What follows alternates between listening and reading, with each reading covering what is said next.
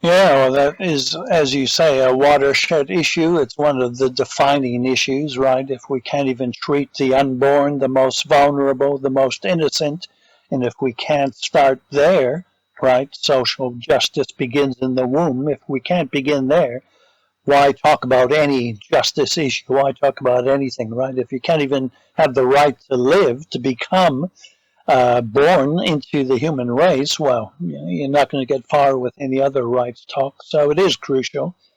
And yeah, I've been involved, obviously, with the pro-life movement for the 30 odd years that I've been here.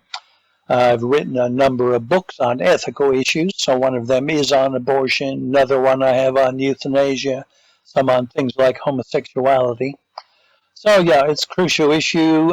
In a sense, of course, there was open or room to move on abortion before this law. That was true of most of the states. But what this did was really, well, not only further codify into law the state's position on this, but it really made it indeed open slather.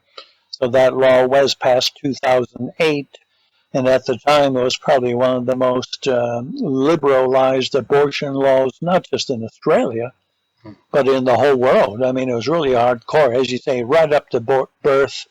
Basically, any reason. I mean, even if you put little provisos in there, the health of the mother, well, yeah, what does that mean? It's so broad, the definition.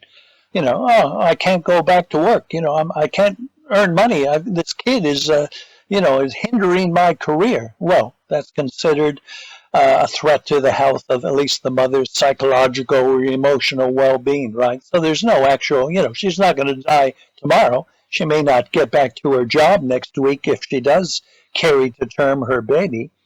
But that's what it is. It's so far open that, yeah, for any reason, for any time in the full 9 months, usually as a matter of after the fact contraception, yeah, abortion is fully legal in Victoria, and well, one amendment after another was introduced during the time of that debate. We had so many, at least make it a little bit less horrible. I mean, as if, can you make killing babies any less horrible? But different things, whether, things having to do with fetal pain or really full consent, really telling the mother what exactly the options are. All of that was knocked back. So this was the Andrews government. We have now the Labour government, a very pro-death government.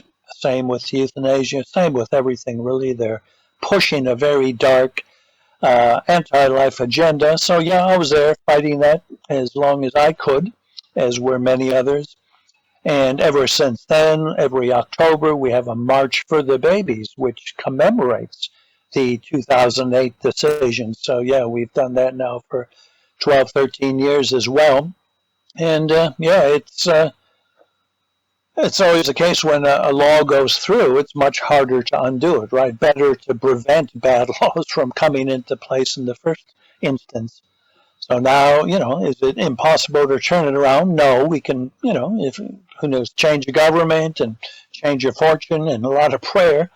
Maybe we can undo some of the damage, but at the moment, Victoria really is leading the way in so many things that not just Christians. I mean, there's, as I mentioned in my book, there's secular, even atheist pro-life groups out there, right? Atheists for life.